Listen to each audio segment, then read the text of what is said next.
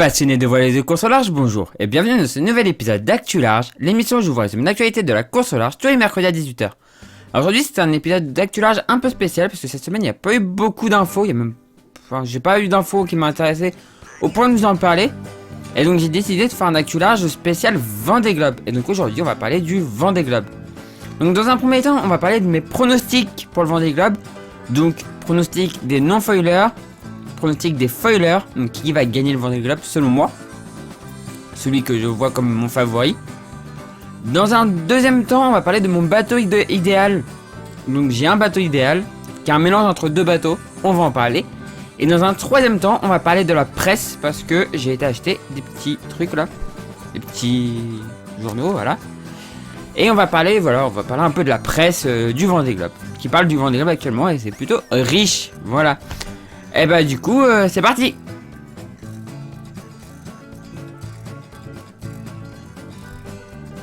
Et donc oui, qui est capable de gagner le Vendée Globe? Alors, on va commencer par les non-foilers. Donc dans les non-foilers, j'ai fait un top 5 de mes non-foilers. Alors pour les non-foilers que j'aurais pas classé dans ce top 5, c'est juste que je pense qu'ils sont pas assez développés, pas assez... les bateaux sont pas assez bons pour aller taquiner ceux qui sont là. Donc voilà. Pour moi, je place les 5 là. Donc en 5ème position des non-foilers, je placerai Benjamin Dutreux. Il a un très bon bateau qui a fini 3ème en 2012. Donc c'est l'ancien bateau de Hugo Boss et l'ancien Hugo Boss d'Alex Thompson en 2012. Premier Vendée Globe qu'Alex Thompson a fini. Mais c'était pas son bateau parce qu'à l'origine c'était le BT. Enfin si vous suivez les une semaine un skipper du Vendée Globe, vous savez que c'est l'ancien BT de Sébastien Josse. Mais... je sais pas, il a pas fait beaucoup de courses. Il a l'air d'être bon. Le bateau a l'air d'être bon. Après, je pense que Benjamin part aussi beaucoup pour l'aventure, même s'il va quand même essayer de se battre. Mais je pense qu'en plus, les problèmes de sponsors et tout qu'il a eu ont peut-être retardé un peu la préparation. Donc, pour moi, je le mettrais pas en tête. Mais 5ème, c'est déjà une belle place. En 4ème, je mettrais Damien Seguin à Piscille qui est là derrière.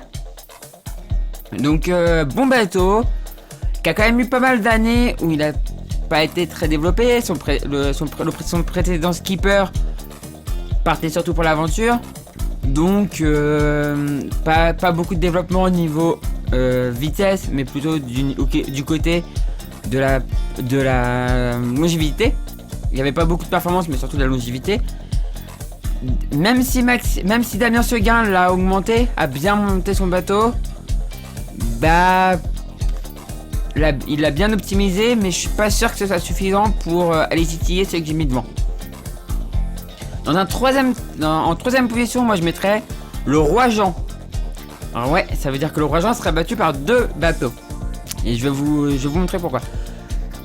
Il a un bon bateau, il connaît son bateau par cœur, il a déjà fait le Vendée Globe avec, mais il a pas beaucoup navigué. Et même s'il a déjà un Vendée Globe avec, même si c'est le Roi Jean et que il a beaucoup de navigation, j'ai un petit doute quand même sur le fait qu'il arrive à tenir sur les autres quoi. Donc ouais, 3ème pour moi c'est une bonne place au niveau des non-foilers. En 2ème position, allez, ça y est, on a attaqué le podium avec Jean Le Cam. En 2ème position, je mettrais Maxime Sorel. Maxime Sorel nous a montré sur la Vendée Arctique qu'il fallait compter sur lui. Il a fini le premier non-foiler. Il s'est battu comme un beau diable. Et franchement, ouais, magnifique. Il a fait une magnifique course. Donc pour moi, on peut compter sur lui. Et il a un très bon bateau. Malheureusement, qui a jamais fini le Vendée Globe. Donc ça, c'est un peu une petite crainte. Moi qui est légèrement superstitieux, c'est une petite crainte que j'ai.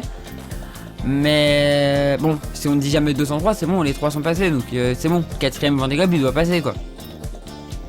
Donc j'espère pour lui que ça va passer. Mais voilà, donc je le mettrai 2ème. Pour moi, il est capable de faire ça. Alors que celui que je mets devant, c'est le plus récent des non-foilers. Et donc c'est Clarisse Kremer. Alors c'est à la fois un choix de raison et un choix de cœur. Parce que Clarisse nous a montré des trucs, Mamma Mia sur la Vendée Arctique Les Sables. C'était magnifique. Franchement, elle a géré. Elle est arrivée, le bateau, machin. Elle avait pas fait beaucoup d'IMOCA, elle a fait une transat mais en double. Elle a fait une transat retour en solitaire. Alors déjà on voyait déjà que même en convoyage, bon, voilà. Mais là, c'est une compétitrice quoi. Elle est à fond quoi. Donc, Clarisse, pour moi, je la classe dans les premières non-foilers. Je pense qu'elle en est capable. Je sais qu'il y a certaines personnes qui sont un peu sceptiques.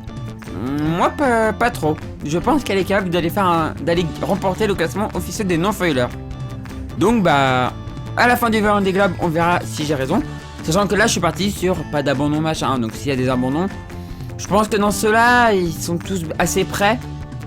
Les bateaux sont bien prêts, mais après, on sait que tout peut arriver sur un Vendée Globe. Donc, si ça se trouve, il y en a aucun qui. Ça me fait mal de le dire, mais ça se trouve, il n'y en a aucun qui le finira quoi. Dans ceux que j'ai classés là. Bon, je pense que si quand même. Mais voilà. Mais pour moi, ouais, c'est les meilleurs des non-foilers.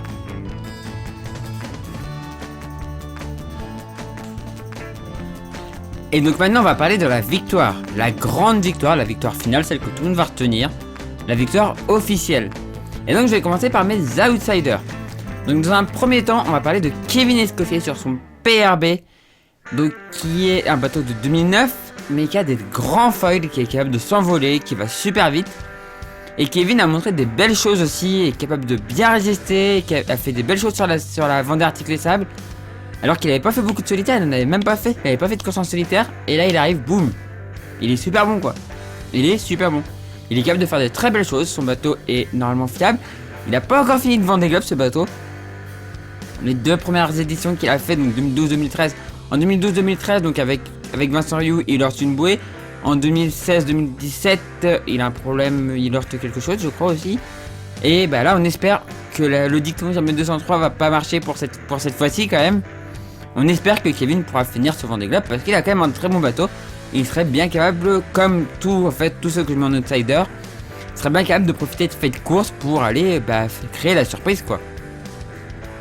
Dans un deuxième temps, on va parler de Isabelle Josque. Alors là, vous allez vous dire, Nico, pourquoi t'as mis Isabelle Josque? Bah Isabelle Josque, elle a beau avoir un bateau de 2008-2009, enfin de la génération 2008-2009, qui est l'ancien Safran 1.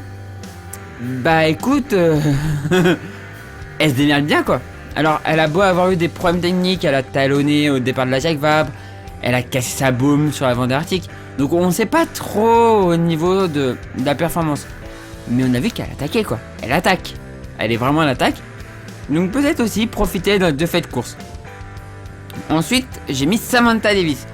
Samantha Davis qui a quand même le bateau qui a fini deuxième en 2012-2013. Donc le banc populaire de 2012-2013. Ouais, elle a des grands foils, le bateau a été bien optimisé. On a vu sur la Vendée Arctique Les Sables pareil qu'elle se démerdait bien et qu'elle contrôle bien son bateau. Le bateau est bon. Donc bah écoute, je peux que la placer dans les outsiders quoi. Elle est capable d'aller gagner.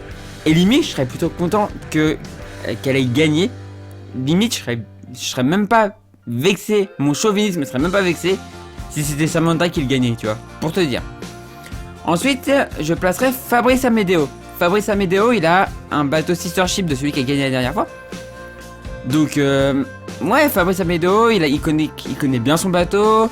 Il l'a optimisé, il l'a fiabilisé. Donc, ouais. Le seul problème, c'est qu'il a récupéré un bateau qui avait été surtout aventure quoi sur le dernier Vendée Globe. J'en avais parlé dans un épisode de une semaine en skipper du Vendée Globe. Donc est-ce qu'il va réussir? Il faudrait vraiment qu'il y ait des beaux faits de course. Ensuite on va parler de Yannick Bestaven qui a récupéré de l'ancien Safran, qui a pas fini le dernier Vendée Globe. Mais c'est un bon bateau, on sait que c'est un bon bateau. Son sister ship a fini premier du dernier Vendée Globe. Donc c'est que c'est un bon bateau quoi. Normalement c'est un bon bateau. Yannick a en plus l'envie de se venger quoi. En 2008-2009, il a fini dans le golfe de Gascogne. Demi-tour, retour à la maison, fini, basta. Je pense qu'il a une petite envie de revanche sur le Vendée Globe. Est-ce que justement ça va pas se traduire en je vais y aller tranquillement pour finir cette fois-ci? J'ai des petits doutes, mais je pense que c'est un battant, donc il va quand même essayer d'aller se battre. Et là vous allez être surpris, j'ai mis Kojiro Shiraishi. Kojiro Shiraishi, il a un bateau neuf. Mais Kojiro il part surtout pour l'aventure. Il part surtout pour finir ce Vendée Globe qu'il a pas pu finir il y a 4 ans. Et rendre hommage à Yuko Tada, donc son maître. Et donc ouais, je le place plutôt dans les outsiders. Et en dernier outsider, je placerai Louis Burton, qui a l'ancien Banque Populaire, donc le bateau qui a gagné il y a 4 ans. même s'il l'a pas assez développé à mon goût.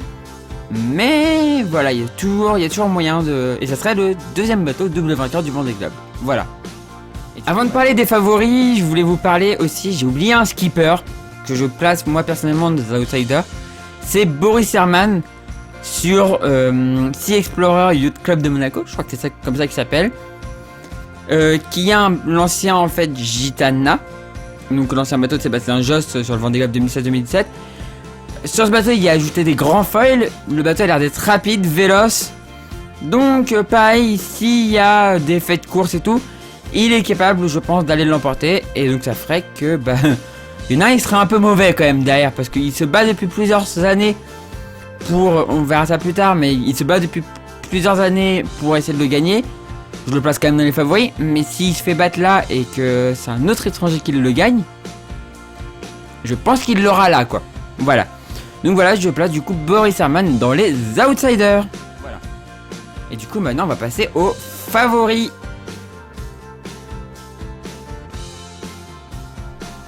Et donc dans les favoris, bah il y a tous les bateaux neufs du coup sauf Kojiro Shirashi.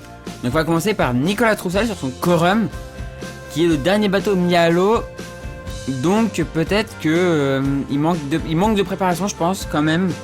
Malheureusement pour lui, le Covid n'a pas aidé, le petit pépin qu'il a eu il y a pas longtemps n'a pas aidé non plus, donc voilà. Je vais vous donner après mon top, hein, vous inquiétez pas, il n'y a pas de souci, je donnerai le top après. Ensuite on va parler de Arkea Paprec, Sébastien Simon.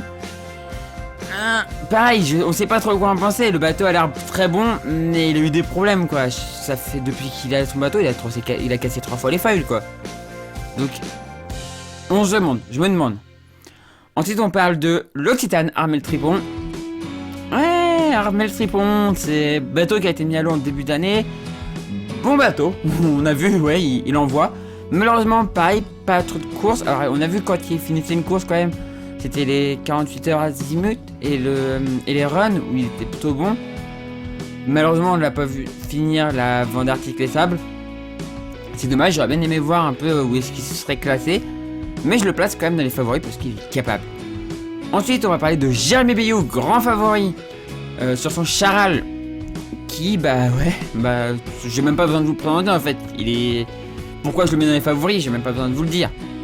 Après, on va parler de Charlie Dalin.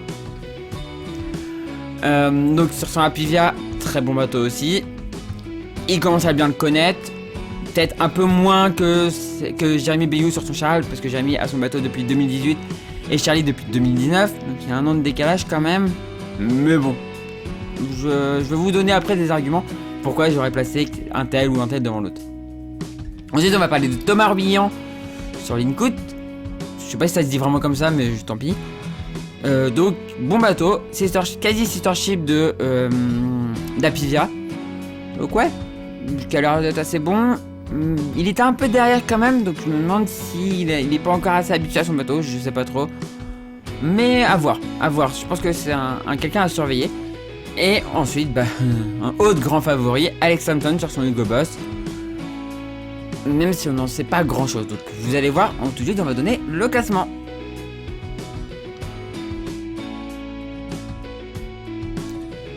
Et donc voici mon pronostic pour ce Vendée Globe. Bien sûr, je pars sur du pas d'abandon. Même si j'ai des doutes sur certains, je pars sur du pas d'abandon. Donc, je classe tous les bateaux. J'ai classé tous les bateaux. En 7, je verrai bien Corum Nicolas Troussel. Pourquoi parce que je pense qu'il va pas être trop en confiance avec son bateau, vu que ça fait pas longtemps qu'il l'a. Puis on n'a pas vu trop ce que ça donnait en course. Donc, à part des speed tests informels et tout, donc c'est un peu compliqué de savoir ce qui va vraiment arriver. Est-ce qu'il va être assez bon et tout ça? Je pense qu'il va pas pousser aussi fort que quelqu'un qui connaît parfaitement son bateau. Donc c'est pour ça que je le passe en 7. En 6, je mettrai Arkea Paprec Sébastien Simon. Parce que je pense que malgré qu'ils disent qu'il est en confiance avec son bateau et tout, je pense qu'il va quand même avoir peur de recasser. Je pense qu'il va quand même avoir un peu peur de recasser. Parce que voilà, son bateau ça fait 3 fois et ça commence à devenir chiant quoi. Donc je le mettrai en 3ème. Même si là j'ai vu qu'il avait mis des foils vraiment en C, qu'on a d'être un peu plus abouti. Donc peut-être que, parce qu'il a reçu ses 2 foils là, ça y est, son deuxième foil est arrivé. Et donc peut-être que peut-être surprise de ce côté-là. C'est celui où je suis peut-être un peu le moins sûr en fait. En 5, je mettrais Armel Tripon de l'Occitane. Parce que... peut-être un peu peur de casser aussi, parce que le bateau est pas très vieux. Et mais devant les autres quand même, parce que le bateau intrinsèquement il va plus vite. Le bateau il va plus vite. Enfin pour moi c'est un des meilleurs bateaux au départ du Vendée Globe là, clairement. Vous allez voir de toute façon après dans les bateaux, mon bateau idéal, vous verrez, mais voilà. Donc pour moi je le mettrai en 5. En 4ème, et là vous allez vous dire, waouh mais pourquoi tu le mets là? Pourquoi tu le mets que là? Alex Tempton sur Hugo Boss. Et là vous êtes en train de dire, mais ouais mais pourquoi tu fais ça? Ben en fait je pense que... parce qu'on sait pas ce que ça donne. Et je pense que là il a un gros manque. Mais un gros manque de préparation à cause du gros chantier qu'il a eu. Pas beaucoup de navigation, pas beaucoup de confrontation. On sait pas ce qu'il vaut le bateau vraiment. On pense qu'il va vite, mais... Et puis Alex Thompson, il a toujours cette réputation de je cogne. Et à chaque fois, il casse quelque chose, quoi. Et à chaque fois, il casse des gros trucs en plus. La dernière fois, il casse un foil. La fois d'avant, en 2012-2013, je crois qu'il avait cassé la barre de liaison, je crois. Entre les barres, quoi. La barre de liaison entre les barres. Enfin... Alors ça, c'est des choses qui... beaucoup de gens peuvent casser, mais ça y arrive à lui, quoi. Mais je crois qu'il avait cassé d'autres trucs aussi, enfin voilà. Alex Thompson, il a cette réputation de bourrin, et à chaque fois en plus, quand il a fini son premier Vendée Globe, c'était pas son bateau, c'était un bateau qu'il avait acheté. L'année d'après, il repart avec un bateau qu'il a pas acheté, qu'il a construit lui-même, et il casse. Donc j'ai un petit doute sur Alex Thompson, donc c'est pour ça que je le mets en 4ème position. En 3, je mets Thomas Ruyant. Parce que je pense qu'il est quand même un peu en deçà de mes 2 favoris, du coup, je pense que vous commencez à vous dire qui est-ce qu'il a mis en tête. Ceux qui me connaissent savent, hein. Donc, pour moi, il est un petit peu en dessous quand même des 2 premiers, mais voilà, ça mérite un podium quand même. En 2ème, à votre avis? En 2ème, j'ai mis Jérémy Bayou sur Charal. Un des bateaux les mieux préparés de ce Vendée Globe, ça c'est sûr et certain. Par contre, bah j'ai l'impression que son avance est quand même un peu résorbée, quoi, par rapport à l'autre bateau. Donc son avance est un peu résorbée, je trouve. Et les performances sont à peu près égales. Et donc c'est surtout que j'ai envie d'y croire. Surtout, je veux pas vous cacher, surtout ce premier là, c'est vraiment un premier de cœur, vraiment. Mais aussi de raison, parce que je pense qu'il est vraiment capable de le gagner. Il est vraiment capable de le gagner. Et de toute façon, je vais vous donner des arguments. Parce que vous avez compris du coup qu'en tête, je mettais Charlie Dalin sur Apivia. Alors même si c'est un rookie du Vendée Globe, c'est un bisu du Vendée Globe, il a montré qu'il était quand même capable de faire de très belles choses. C'est la Vendée Arctique.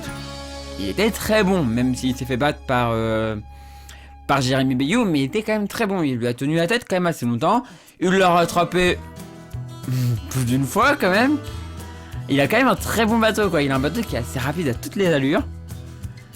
Et on a vu pareil sur les 48 heures azimut, même s'il a fini très loin au final, à cause de cette pétole à l'arrivée, pétole de... voilà, je vais pas le dire. On a vu qu'en vitesse pure, il tenait Charal, quoi. Il le tenait. Charal ne le reprenait pas. C'était complètement fou. Donc oui, pour moi, Charlie est complètement capable de gagner le Vendée Globe. Et donc voilà, moi, mon favori, celui que j'espère et que je pense qu'on pourra voir gagner le Vendée Globe, c'est Charlie Dalin. Mais je pense que de toute façon, dans les 3 premiers que j'ai donnés, même 4, même les 4 premiers que j'ai donnés, on peut avoir un vainqueur. C'est-à-dire que je pense que les 4 premiers, ça peut complètement être inversé. Derrière, j'ai un peu plus de mal à le voir, parce que vraiment, c'est un peu plus compliqué. Par contre, les 4 premiers, là, ça peut changer.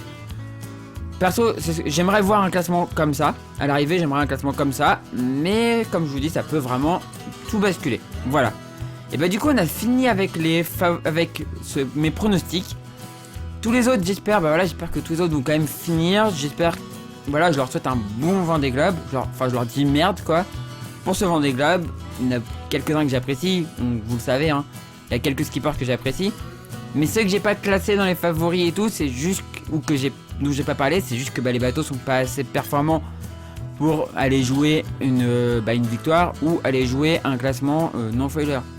Après il y aura des favoris dans chaque classe, mais si je vous fais un par classe, un par catégorie, la vidéo va faire 1 heure, donc je vais pas le faire. Mais du coup voilà. Et du coup maintenant on passe à mon bateau idéal.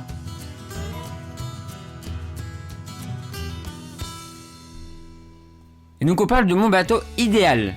Donc j'ai de la chance, les 2 couvertures des magazines dont je vais vous parler après, c'est mon bateau idéal. C'est sur les 2 couvertures il y a mon bateau idéal.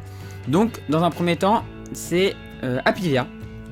Je vais vous expliquer pourquoi après, ce qui m'intéresse sur Apivia. Et le deuxième c'est l'Occitane.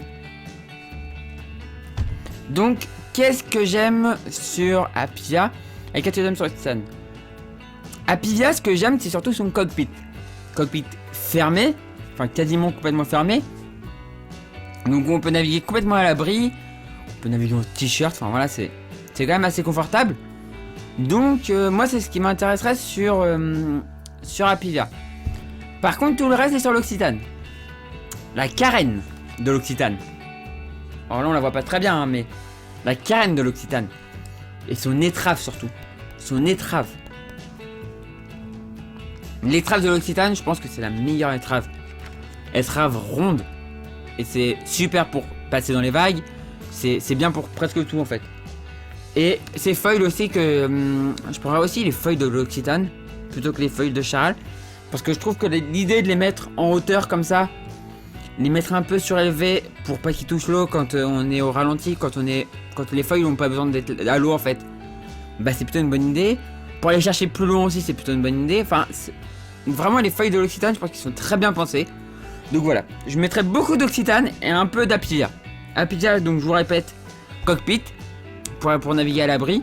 Et l'Occitane, le reste en fait. Donc la coque, la carène, le plan de pont aussi, j'aime bien. Alors, on peut regarder hein, le plan de pont. C'est un peu différent. Le plan de pont de Apivia, il est un peu en V. Tout va vers l'intérieur, donc l'eau elle s'écoule sur le côté là. Sauf que ce que je trouve un peu chiant avec ça, c'est que du coup l'eau elle reste un peu stockée quand même. Alors qu'avec un plan de pont comme sur l'Occitane, un plan de pont plat comme ça, le pont est complètement plat, l'eau elle file quoi. Alors c'est un peu risqué parce que du coup t'as aucune zone où tu peux marcher et ne pas te faire fouetter. Alors que sur Apivia si. Mais au moins l'eau elle reste vraiment pas, elle est vraiment pas stockée quoi. Et elle est répartie surtout, elle se répartit sur le bateau au lieu d'être à un endroit précis. Alors là ça peut aussi être un avantage sur l'Apivia quand même. C'est que du coup on centre un peu la masse quoi. Mais moi non, je préfère quand même le pont de l'Occitane. Donc voilà, le cockpit d'Apivia et le reste pour l'Occitane.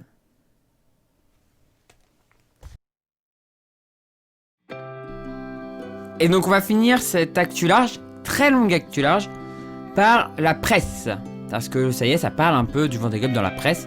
Et donc je vais commencer par Ouest France, qui a publié un petit bouquin sur le Vendée Globe. Donc vous voyez ici, hein, avec dedans un peu d'histoire, une partie pour les enfants, donc c'est très bien. J'aime bien, avec on peut noter les temps de passage. Alors là c'est les anciens vainqueurs. J'ai vu qu'il y avait des endroits où il y avait les temps de passage, voilà, on peut noter les temps de passage des skippers. Enfin voilà, c'est plutôt bien. Et après, par la suite, vous avez... vous avez tout plein de dossiers sur le Vendée Globe. Le Roi Jean, ici le Roi Jean. Je l'ai regardé tout à l'heure, hein, je vais pas vous cacher. Là, vous avez Armel Lecléache, enfin... Il y a plein de choses. Vous pouvez vraiment regarder... Là, ça parle de Jérémy Bayou. Donc voilà, on voit Alex Thompson. Enfin voilà, ça parle des skippers. Du coup, pareil, des skippers de cette année.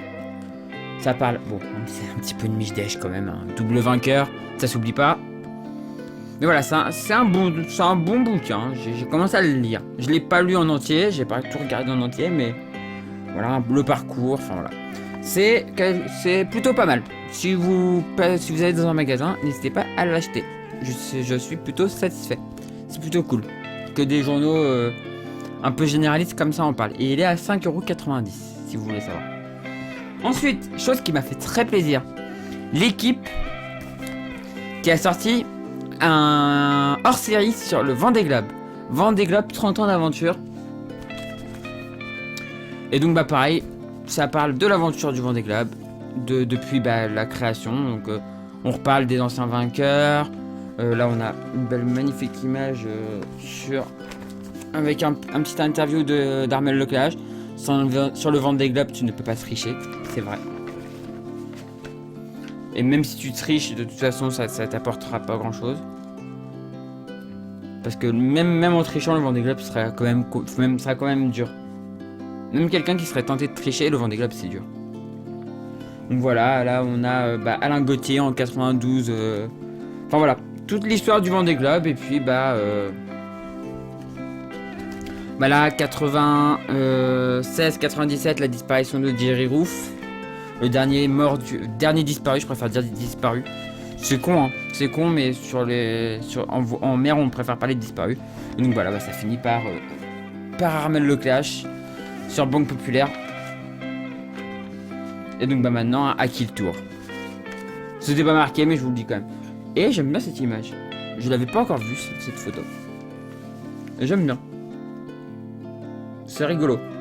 Ça me fait rire en tout cas. Ensuite, plus traditionnellement, Voilier. Un bon bouquin, un bon magazine. Moi que j'aime bien. Donc il a 7,20 €. Il y a 75 pages qui parlent du Vendée Globe. Ha! Donc un spécial Vendée Globe. Donc avec 75 pages qui parlent du Vendée Globe. Mais bien sûr, il parle pas que du Vendée Globe. Hein. Vous savez que Voilier parle de beaucoup de choses. Et donc je veux vous rouvrir les pages du Vendée Globe. Voilà, on y arrive. Voilà, Vendée Globe 2020-2021. Donc avec là c'est Boris Herman.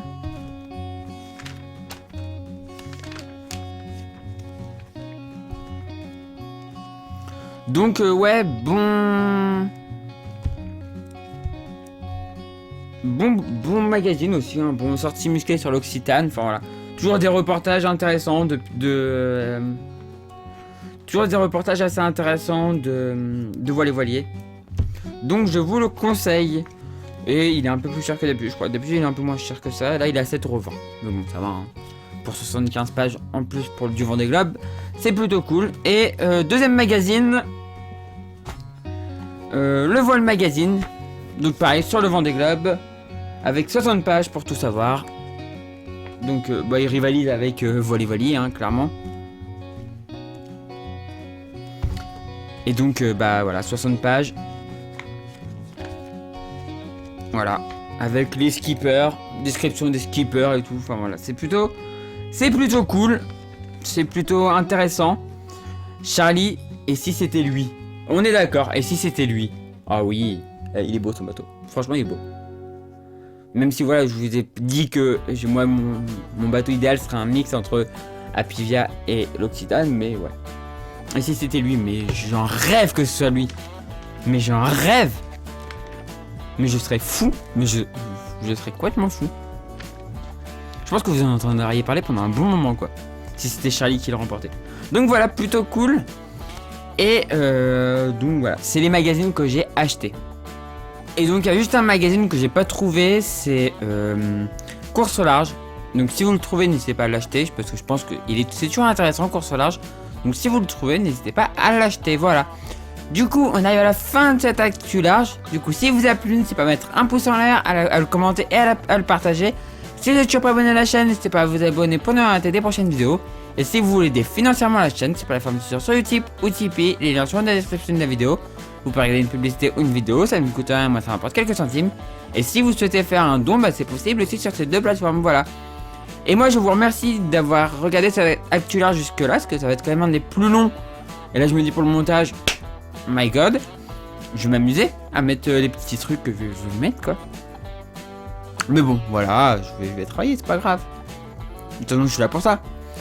Voilà, et puis bah du coup, voilà, je vous remercie de l'avoir regardé jusqu'au bout, parce que c'est un des plus longs que j'aurais fait. Et puis bah je vous dis à la prochaine pour la prochaine vidéo sur la chaîne Doria. Et du coup, ciao tout le monde, ciao ciao ciao.